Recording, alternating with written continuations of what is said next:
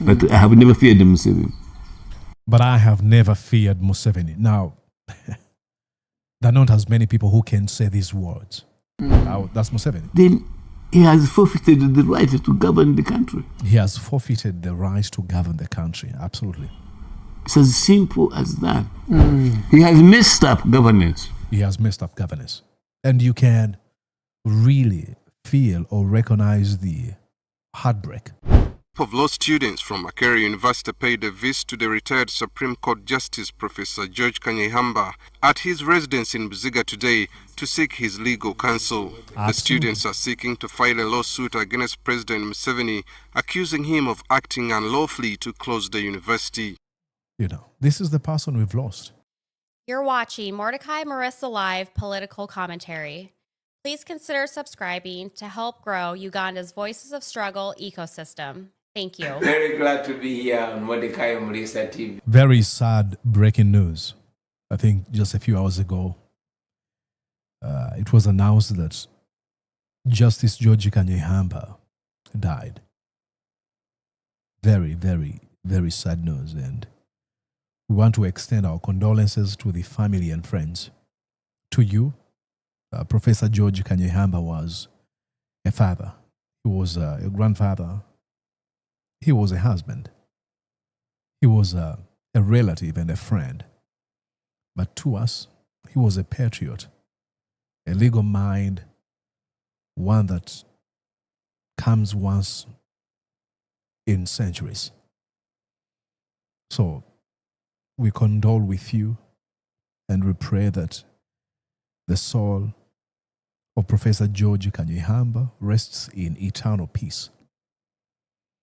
And may you be comforted by his legacy and by the grace of God.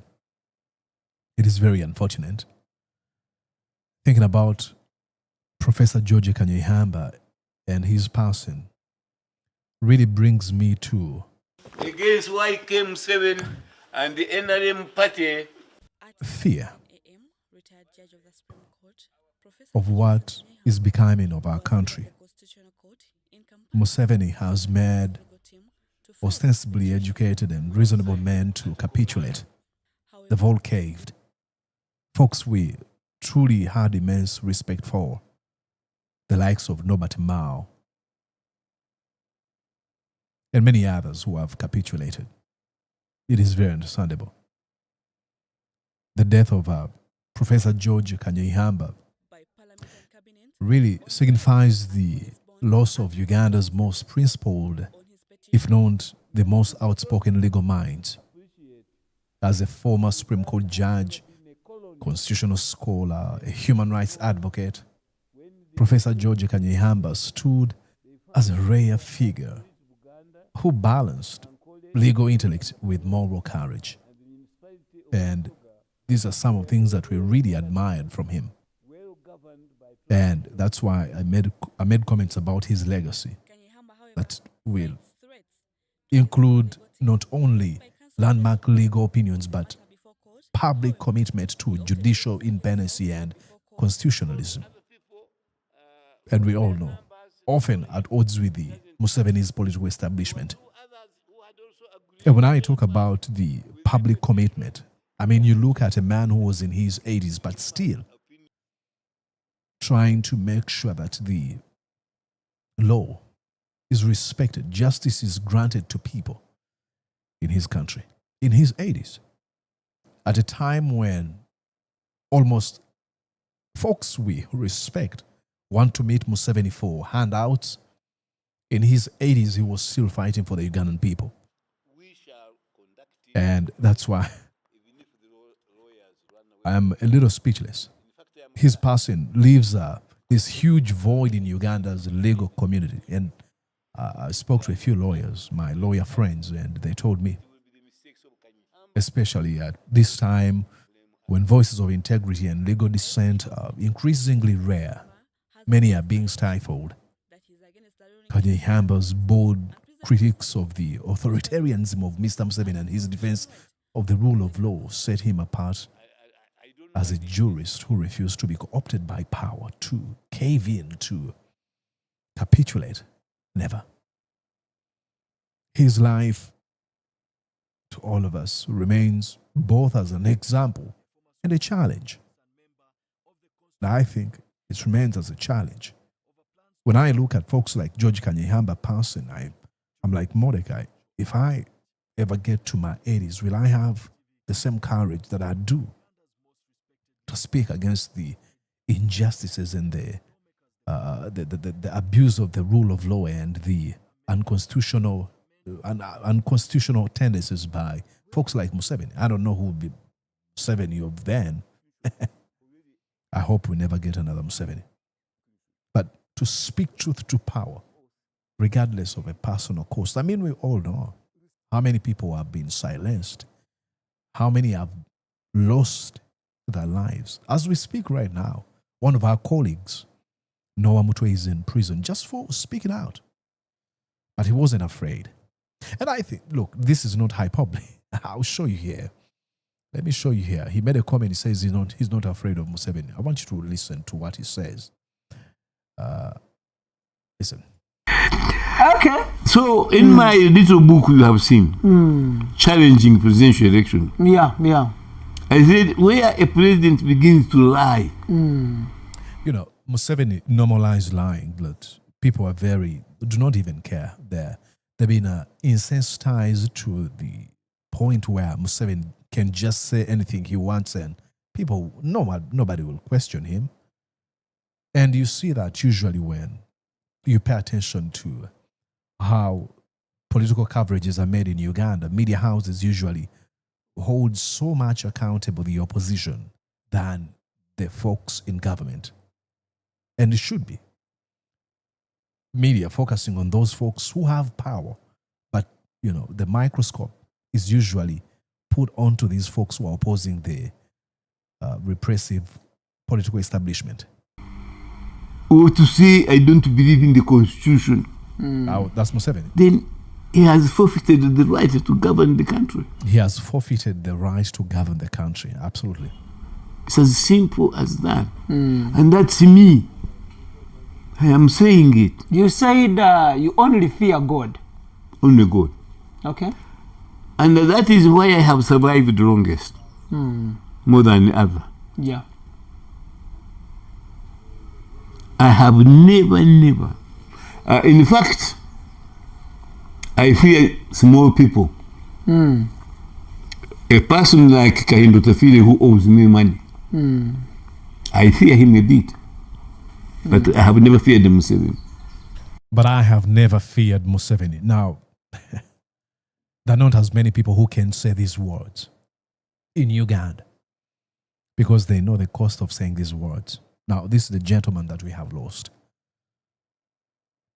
The voice of reason, boldness, reason, and courage. I have never feared Museveni. Wow. Because my knowledge of him is different from many other Ugandan people. He has messed up governance. He has messed up governance. And you can really feel or recognize the heartbreak, the disappointment that he feels that he has messed up governance.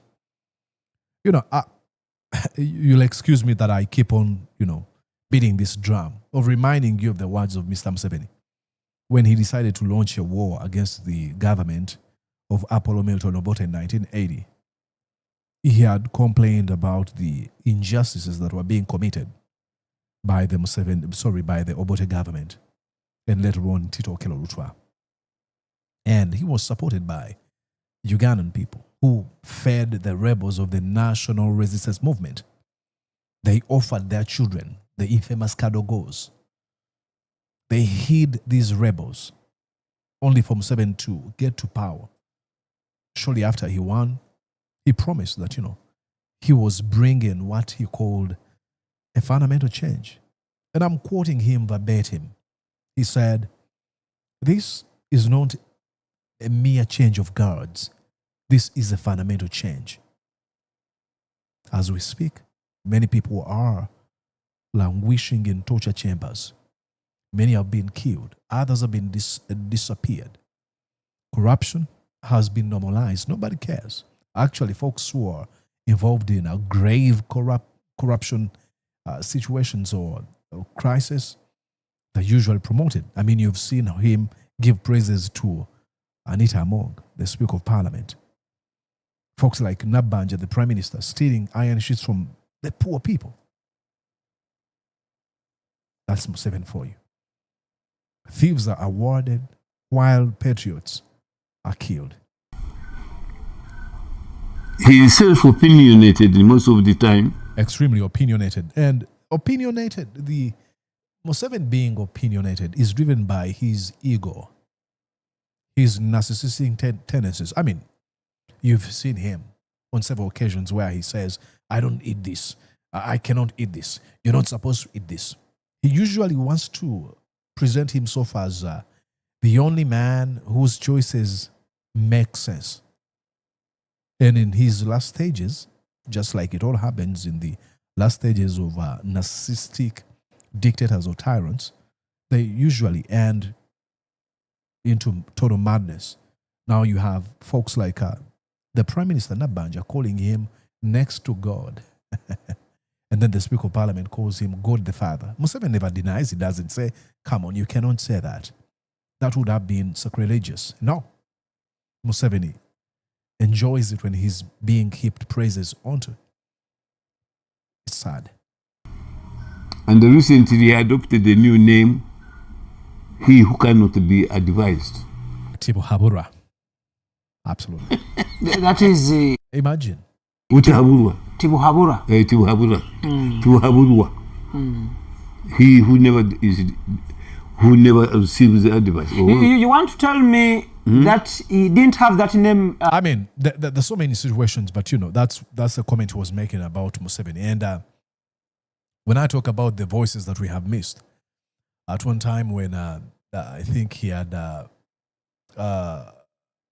closed Makerere University, and then you had A group university students who decided to go, to Professor George Kanyeihamba for legal support. of law students from Makerere University paid a visit to the retired Supreme Court Justice Professor George Kanyeihamba at his residence in Buziga today to seek his legal counsel. The students are seeking to file a lawsuit against President Museveni, accusing him of acting unlawfully to close the university. This is the person we've lost. In a situation we used to find ourselves in a crisis, we would go to him. On the 1st of November 2016, that's the gentleman we have lost. And I think I was watching here a number of situations where he's been calling out Museveni for so many years. This is 2006. Kanyeihamba blasted the National Resistance Movement. 2006.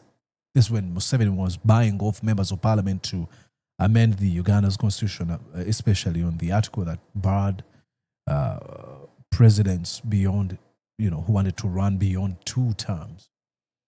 Supreme Court Judge Justice George Kanyeihamba has attacked the NRM leadership, saying they are preoccupied with retaining power longest while excluding others. All they cared about was retaining power. And I think Daily Monitor wrote about him, and I think they were writing about judges who have ruled against Museveni, and there are not as many. I mean, you only have like 6 of them, and he's right here. What do they say about him? I'll read you a few lines. In 2006, he has remained the most outspoken of all justices that have ruled against Museveni since the 2006 ruling in which he ruled against Museveni. Professor Kanyeihamba has on separate occasions stated that the 2006 majority ruling that upheld President Museveni's election was influenced by forces beyond the interpretation of the law and facts by the justices. Ahead of the 2011 elections, ahead of the 2011 elections, he said 2 of the 4 Supreme Court justices who voted in favor of dismissing the 2006 presidential elections petition brought by opposition leader Dr. Kizza Besigye had since changed their minds and believed the election results should have been overturned. Professor George Kanyeihamba, who was by then retired, did not mention the specific names of his colleagues. He has He has since retired but remains a strong critic of the establishment, the oppressive political establishment of Mr. Museveni. And then you have here, in 2016, Museveni has no authority to close Makerere University. I think we've seen that story. And then lastly, I think here, Justice Kanyeihamba hints at Museveni over plot to scrap bail, and he took him to court. These are 3 years ago. So that's the legal mind that we have lost. It is very, very, very unfortunate. And it's sad. You know, at a moment when you look at many lawyers are choosing to be useful idiots to the establishment of Museveni. Many ostensibly reasonable men and women choosing to ignore, I don't know, is it fear or many of them have been bought off, of course, but others deciding to be afraid. It is very sad. And others, you know, they've completely lost basic principles and values. All they want is how they get close to Museveni. You even actually have some folks who defend Moses Kainerugab's actions of abducting, torturing, and killing of people. I mean, we are in a total mess as a country. Sabide in Luganda, we would say. What do you think? Go on and write down in the comment section. Send condolences to Professor. And like I usually give my parting shots, I want to let you know, folks, and I've said these words and I'll keep on saying them because they still carry the same substance. Whenever you see folks who are being bought off, do not ever lose hope. There's still you who still believe in the values and principles of humanity. When you see folks like Professor Kanyeihamba dying, do not lose hope. I mean, there's pain. You'll feel hurt. But isn't it a reminder for you to rise up to the occasion and try to walk his footprints, his trail? Isn't it? Because if you don't, who will? It's sad, but that's the show. Let me know what you think. My name is Mordecai Maurice, and I'm super glad that you've been here for how many minutes now? 20 minutes? Thank you for sticking around. See you. Did you enjoy what you just watched? I'm sure they did. I'm going to guess that you did. How about you consider subscribing to Mordecai Marissa Live YouTube channel? Thank you.